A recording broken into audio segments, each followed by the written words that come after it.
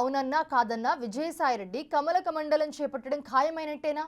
కాషాయం ధరించి కమలాసనంపై పద్మాసనం వేసుకుని మరీ కూర్చోవడం తథ్యమా? ఆయన లాగిన లాజిక్కుల్లోని అసలైన గిమ్మిక్కులేంటి? దీని వెనుక దాగిన కమల వ్యూహమేంటి?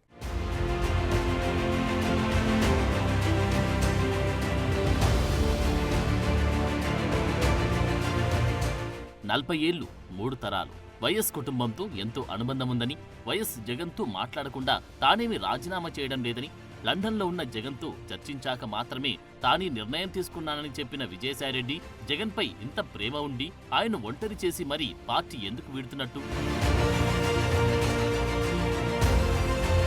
కష్టకాలంలో ఉన్నప్పుడే వెంట ఉండాలి కానీ ఇలా నట్టేట ముంచి పోవడమేంటి? ఇంత చదువుకున్న విజయసాయి ఇంత విచక్షణారహితుల, కనీస కృతజ్ఞత లేనివారా అన్న ప్రశ్నలు వేస్తున్న చాలా మందికి తెలియని విషయం ఏంటంటే ఇది విజయసాయిరెడ్డి దాల్చబోతున్న సరికొత్త అవతారమని అంటున్నారు కొందరు. దేవతలకు మేలు చేయడం కోసం రాక్షసులను భ్రమింపజేసేలా విజయసాయి నమ్మే వెంకటేశ్వరుడి మోహిని అవతారమెత్తలేదా? సరిగ్గా అలాగే విజయసాయి సైతం ప్రస్తుతం తాను ప్రెస్ మీట్లో అన్న మాటలన్నీ తూచనేసి కాషాయం ధరించడం ఖాయమని ఘంటాపథంగా వాదిస్తున్నారు వీరు.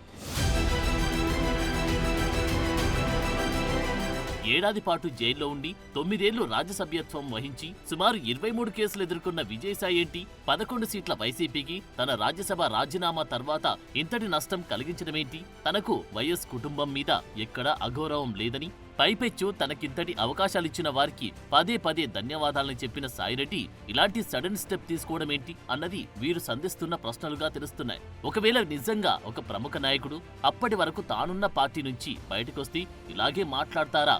ఇంత అనుకువగా అనుకూలంగా కామెంట్లు చేస్తారా? కావాలంటే గతంలో ఏ పార్టీ అయినా సరే దాన్ని వదిలిన వారు ఎలాంటి కామెంట్లు చేశారు ఒకసారి ఫ్లాష్ బ్యాక్ రీల్ తిప్పి మీరే చూడండి అంటున్నారు వీరు.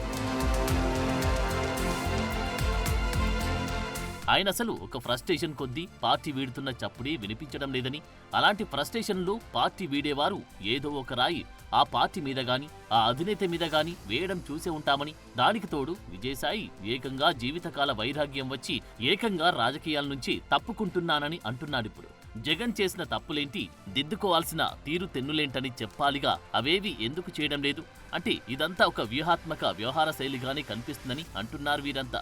దానికి తోడు తాను ట్వీటిన పోస్టులో వైఎస్ జగన్మోహన్ రెడ్డి భారతమ్మను మాత్రమే కాదు బాబును, పవన్ను, మోదీని, అమిత్ షా అందరినీ కవర్ చేస్తున్నారంటే ఇందులో ఏదో కోవర్ట్ ఆపరేషన్ దాగి ఉంటుందని అంచనా వేస్తున్నారు కొందరు రాజకీయ విశ్లేషకులు. ఇది ఇలా ఉంటే మీరు బీజేపీలో చేరుతున్నారట కదా అని మీడియా అంటే డొంక తిరుగుడు సమాధానాలు చెప్పడం తప్ప స్ట్రేట్ గా ఎలాంటి కొట్టివేతల్లేవు. ఆ దిశగా విజయసాయి లాంగ్వేజ్ కానీ బాడీ లాంగ్వేజ్ కానీ సూటు కాలేదు కూడా. అందుకే ఇందులో ఏదో ఉందంటున్నారు వీరు. ఇదంతా చూస్తుంటే ఎక్కడో తేడా కొడుతుందని, ఇది గతంలో బాబు వాడిన వ్యూహరచన లాగానే ఉందన్న మాట సైతం వినిపిస్తోంది. పార్టీ ఇన్నాళ్ల పాటు తనకు ఇంత చేస్తే అందుకు ప్రతిగా విజయసాయి లాంటి వారు ఇలా చేయడమేంటి? పార్టీకి ఇప్పటికే రాజ్యసభలో సంఖ్యాబలం దారుణంగా పడిపోయింది. ఈ క్రమంలో మరో లాస, ఒక నమ్మిన బంటు ద్వారా ఇంతటి నష్టం జరిగే అవకాశముందా? యూట్యూబ్ బ్రూటస్ అంటూ జగన్ నిజంగానే ఫీల్ అయ్యే ఛాన్స్ ఉందా అంటే చాలా మంది అభిప్రాయాన్ని బట్టి చూస్తే లేదు లేదు లేదు అనే మాట ఎక్కువగా వినిపిస్తోంది. అందుకు ఎవిడెన్స్ లేంటని చూస్తే మోడీకి, అమిత్ షాకి ప్రత్యేక ధన్యవాదాలను విజయసాయి తన ట్వీట్ ద్వారా తెలపడం. బీసీ, ఎస్సీ, ఎస్టీ, ముస్లిం, క్రిస్టియన్ మైనార్టీలే మా పార్టీ ప్రధాన సారథులు, వారధులంటూ చెప్పుకు తిరిగే వైసీపీకి ప్రాతినిధ్యం వహించి విజయసాయిరెడ్డి ఏంటి ఈ వర్గాలు తీవ్రంగా వ్యతిరేకించి బీజేపీ అగ్రనాయకత్వంపై ఇంతటి మమతానురాగాలు ప్రదర్శించడమేంటి అని చూస్తే ఇందులోని అసలు మతలబు దాగి ఉందని, అందుకే ఈ ట్వీట్ బిస్కెట్లు వేశారని, ఇదంతా ప్రీప్లాన్డ్ స్కెచ్చేనంటున్నారు వీరు. ఇప్పటి వరకు ఇంతటి కీలక పదవుల్లో ఉన్నవారు రాజీనామా చేసినప్పుడు ఇన్నేసి గ్రీన్ బిస్కెట్లు వేయాల్సిన అవసరమేంటి? బాబును, పవన్ ని కూడా కవర్ చేయాల్సిన పరిస్థితి ఎందుకొచ్చినట్టు?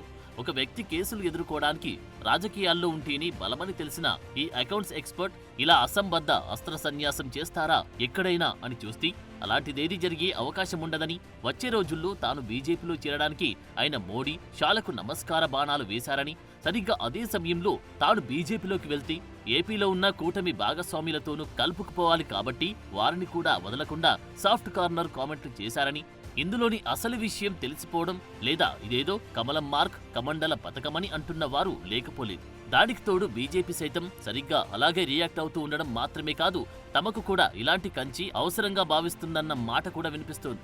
అందులో భాగంగానే అమిత్ షా ఇంతటి వ్యక్తి మొన్న ఏపీ టూర్ వచ్చినప్పుడు ఏకంగా బాబు పవన్ ముందు జగన్ గురించి వాకప్ చేశారన్న టాక్ బయటకు వచ్చింది. కావాలంటే ఈ ఈక్వేషన్లను మ్యాచ్ చేసుకోమంటున్నారు వీరంతా. ఇందులోని మరో కమలం మార్క్ వ్యూహముందని, అదేంటంటే ఇప్పటికే కేంద్రంలో బాబు ఎంపీల సాయంతో నిలబడ్డ ఎన్డీఏ లాంటి ప్రభుత్వానికుండే ముందు జాగ్రత్తలే వేరని, అందుకే షా ఇక్కడికొచ్చినప్పుడు బాబు పవన్ ముందు కావాలని జగన్ గురించి వాకప్ చేశారని అంటారు వీరు. ఇక్కడ టీడీపీ ప్రధాన ప్రత్యర్థి పార్టీ నుంచి ఒకరిని ఇటు తెచ్చి బ్యాలెన్స్ చేయడం మాత్రమే కాదు, మరికొన్ని భయాలను సైతం ఒక ఫెన్సింగ్ లాగా ఏర్పాటు చేయాలన్న ఆలోచన కూడా ఇందులో దాగి ఉన్నట్టు అంచనా వేస్తున్నారు కొందరు పొలిటికల్ ఎనలిస్టులు.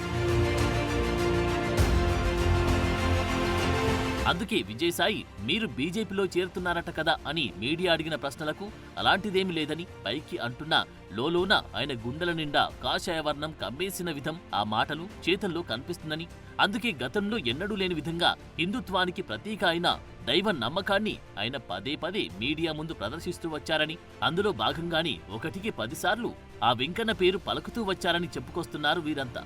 మరి చూడాలి విజయసాయి నెక్స్ట్ స్టెప్ ఏంటి, తర్వాతి పరిణామ క్రమాలు ఎలా ఉండబోతున్నాయో తేలాల్సి ఉంది.